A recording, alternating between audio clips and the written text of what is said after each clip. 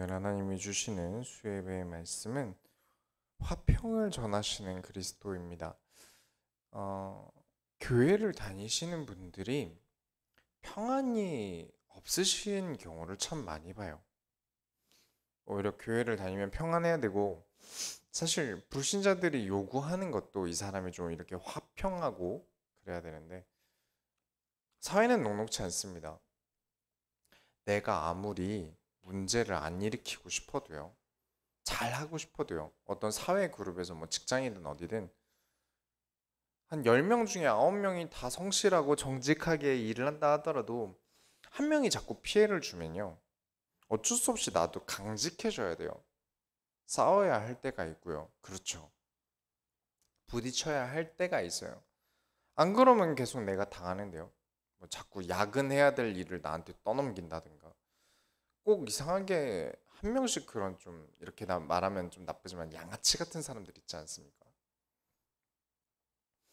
그런데 내가 기독교인이라는 걸 자랑스럽게 생각하면 아무래도 드러나게 돼 있지 않습니까? 많은 분들이 십자가 목걸이도 많이 차시고 또 자기 집에 십자가 팻말도 이렇게 뭐 성경 구절 써 있는 거 많이 걸어 놓으시고 쉽지 않아요. 쉽지가 않습니다.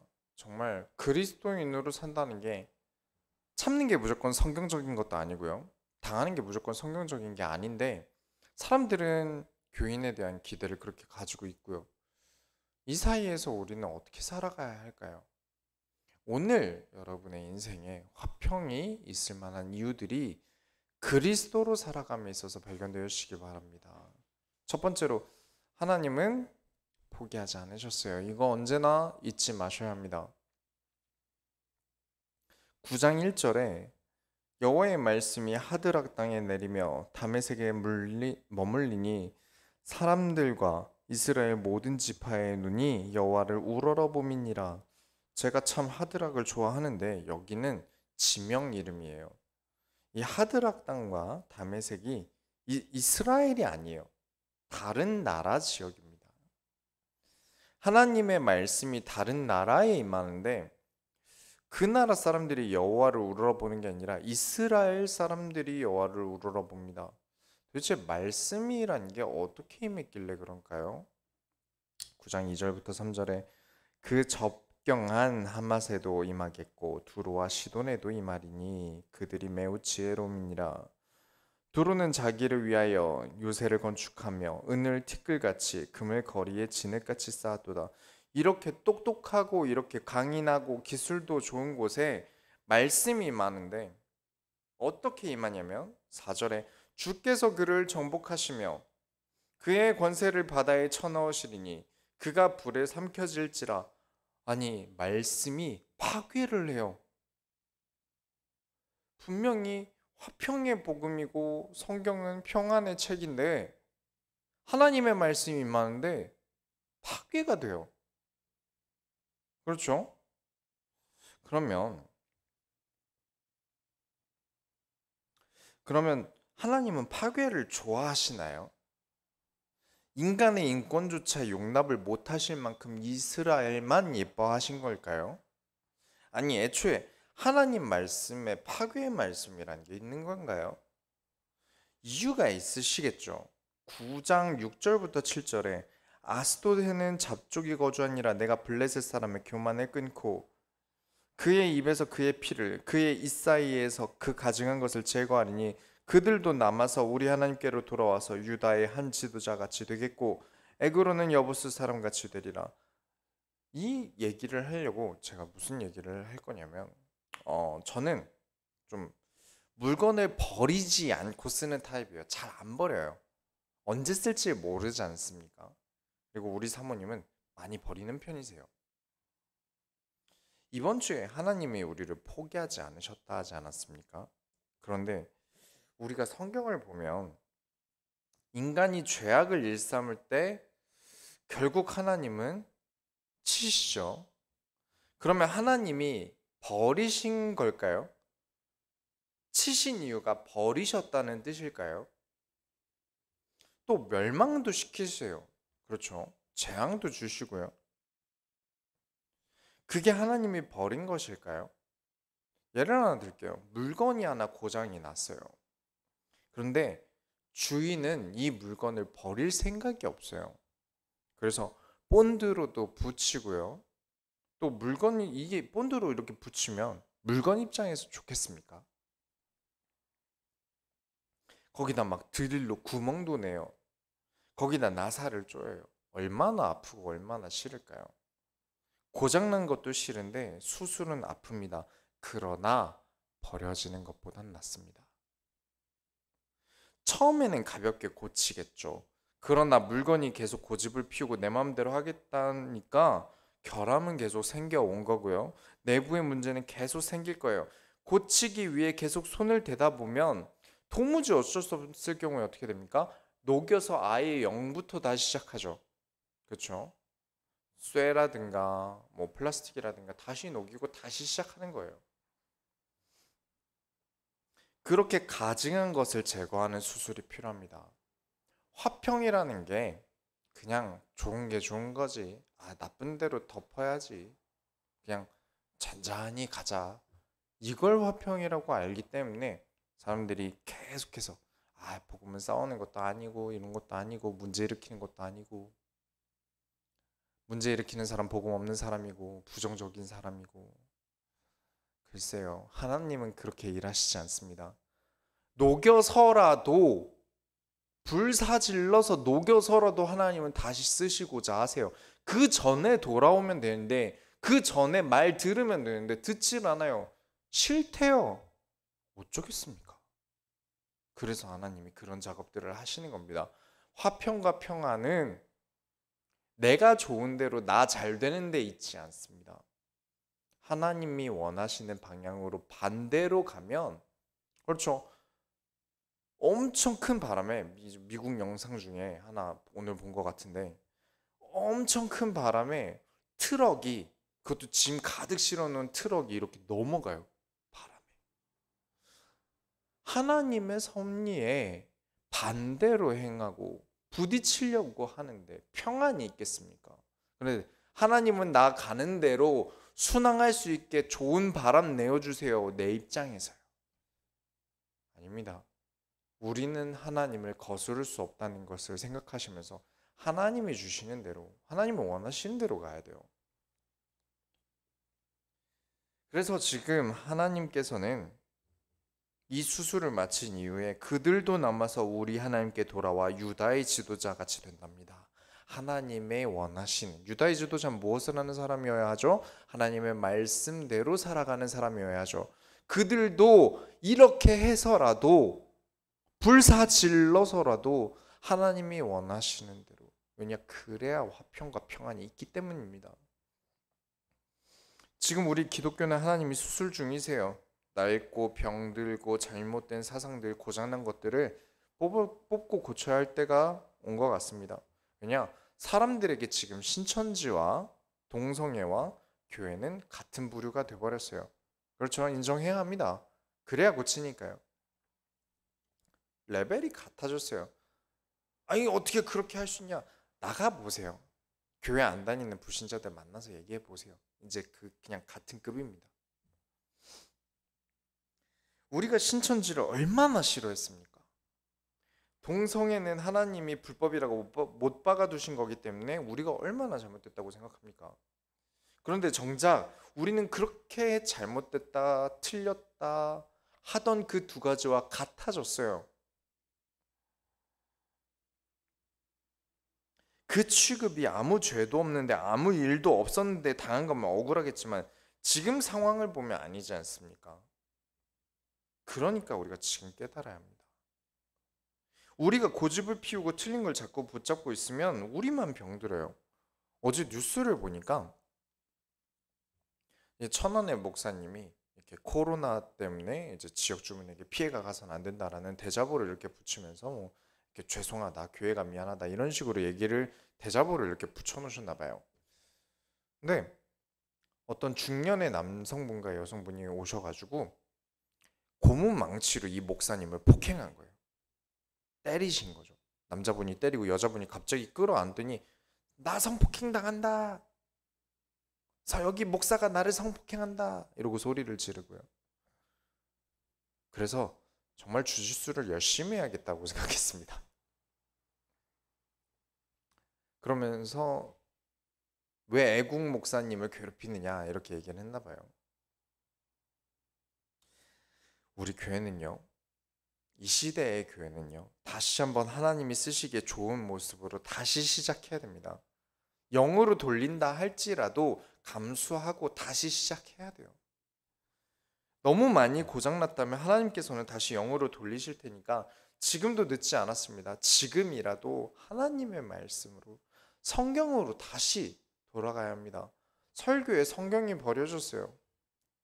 하나님이 버려졌어요. 고장나 버렸어요.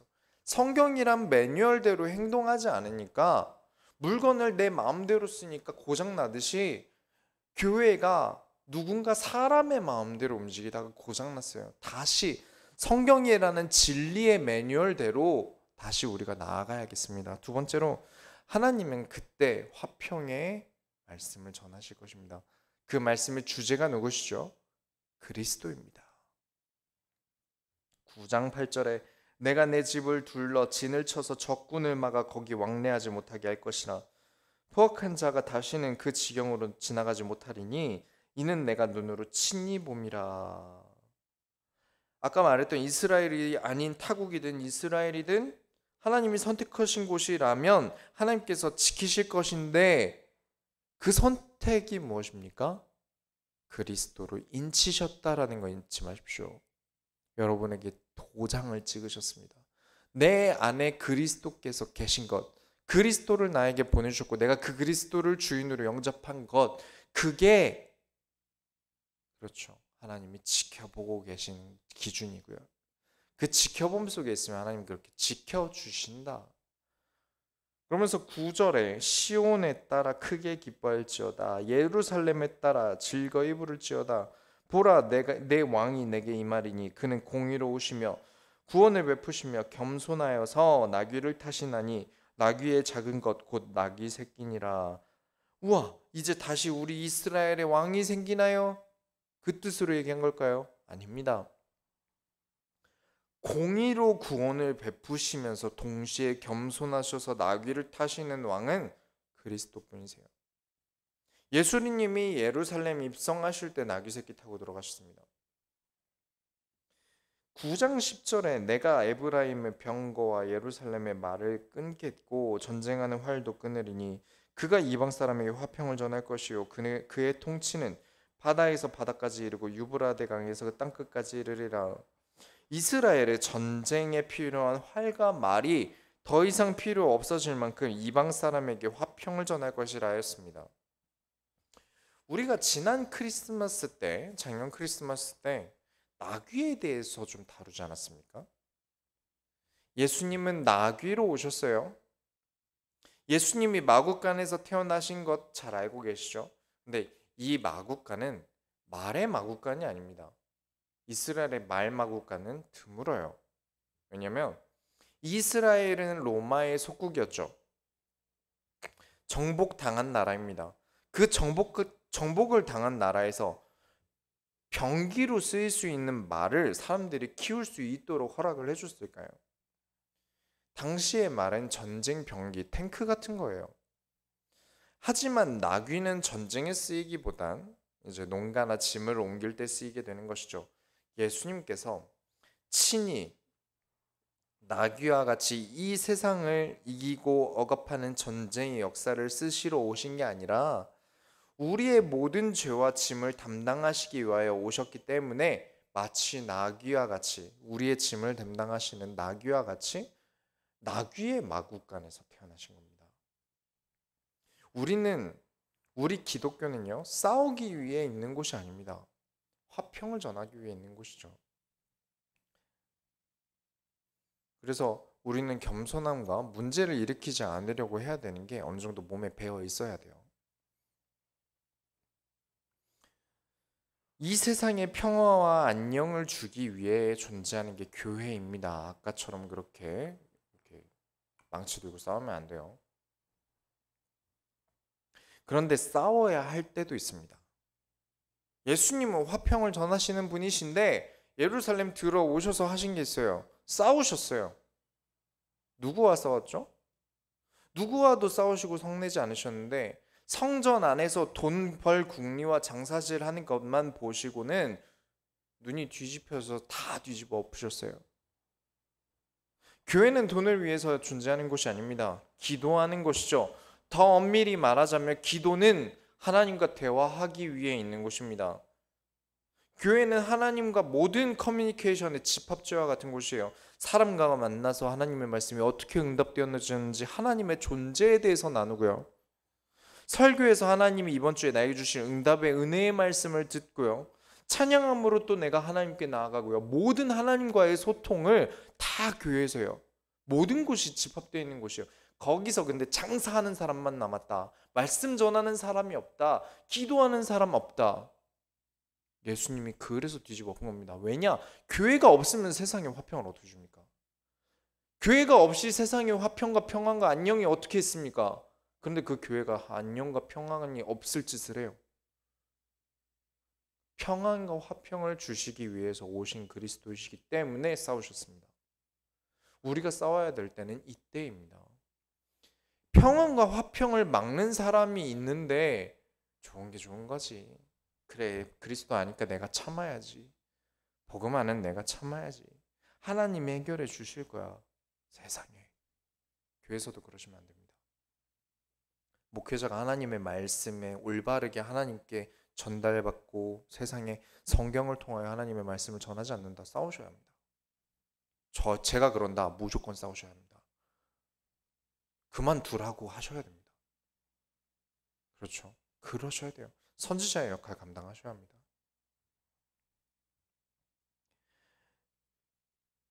교회가 죄악과 싸워서라도 바로잡히지 않으면요.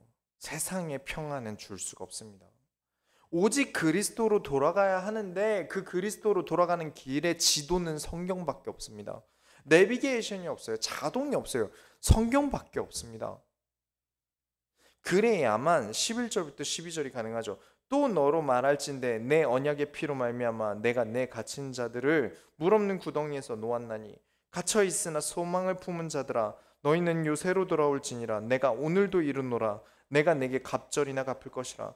그리스도의 언약의 피로 말미암아 갇힌 자들 곧 아무 소망도 없는 자들 다시 놓아주시고 하나님은 그 인생의 갑절이나 갚을 것을 말씀하십니다. 교회가 희망이 없어 보여도 괜찮아요. 당장 교회가 너무 희망이 없어요. 죄가 너무 많던가 사람이 없던가 뭐 여러 가지 이유로 미래가 없어 보여도 괜찮아요.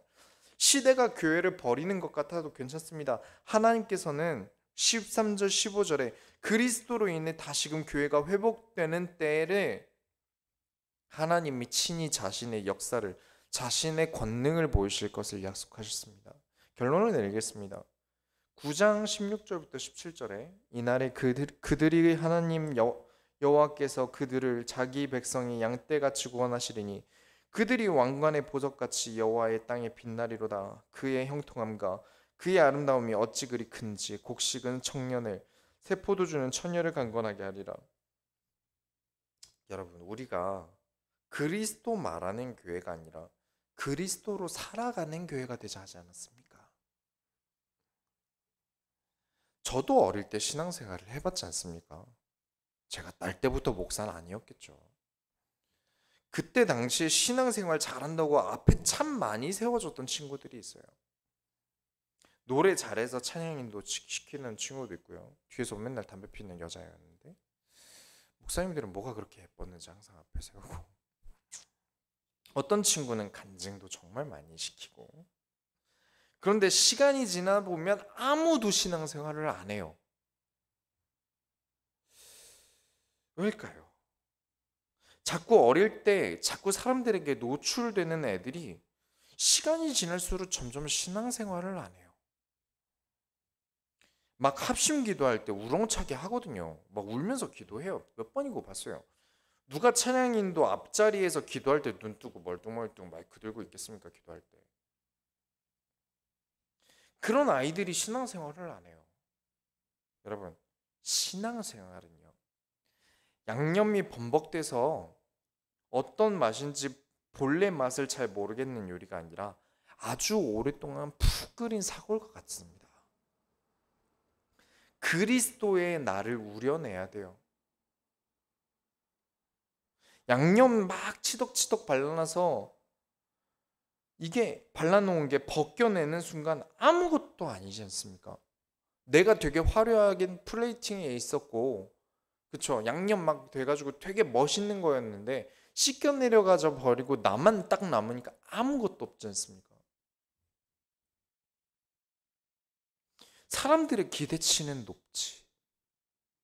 나는 믿음이 없지. 그 기대치에 맞추려니까 막상 돌아오는 것도 별로 없지. 슬슬 마음은 힘들지. 사람들에게 이쁨 받아 보니까 이제 어떻게 해야 예쁨 받을지 감은 오지. 그러니까 아예 교회 밖으로 나가서 잘생긴 애들, 예쁜 애들 많은 곳으로 가는 거죠. 여러분, 매일 잔치를 벌리면 사람이 어떻게 되겠습니까? 행복할까요? 그게 일상이 될 텐데요. 어떤 행사라는 건 어쩌다 한 번씩 해야 되는 게 맞는 것 같습니다.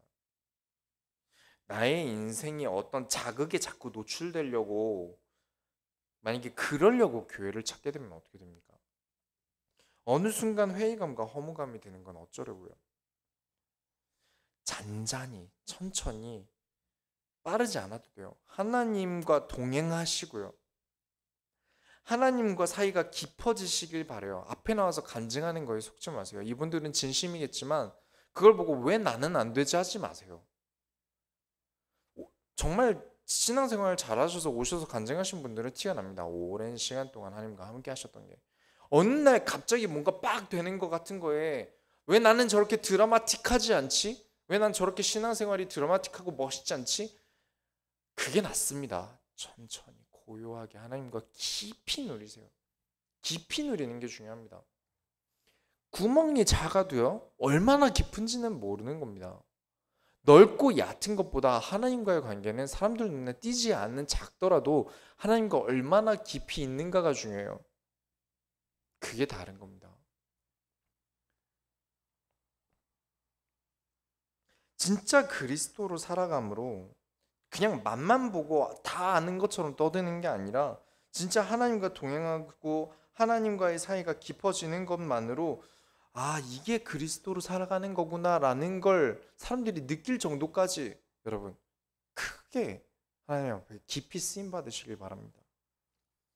스가랴서 역시 성전을 세우는 내용이에요. 하나님이 성전 세울 때마다 참 많은 일을 하셨네요. 선지자도 많이 보내시고요. 여러분의 복음에 대한 강건은 어디서 시작됩니까? 교회에서 시작됩니다. 교회의 강건은 어디서 시작됩니까? 여러분에게서 시작됩니다. 이 순환, 이 연결고리를 놓치지 마셔야 합니다. 내가 이 교회에서 하나님과 소통하는 이 힘을 가지고 세상에 나가서 응답을 받고 돌아오셔야 교회는 성장합니다. 교회가 성장해야 여러분이 세상에서 나갈 힘을 얻고 나갑니다. 잊지 마시기 바랍니다. 이 연결관계를 잊지 않으시면서 세상에서 그리스도로 살아감이 평안으로 가득히 세상에 드러나길 바랍니다. 우리가 하나님의 소원을 이뤄드립시다. 하나님 감사합니다. 오늘도 하나님의 말씀을 들으면서 세상에 나아가 승리할 수밖에 없는 이유를 그리스도께서 화평케 하시는 방법과 이유를 우리가 발견하게 하여 주옵소서. 살아계신 예수 그리스도의 이름으로 기도드렸습니다.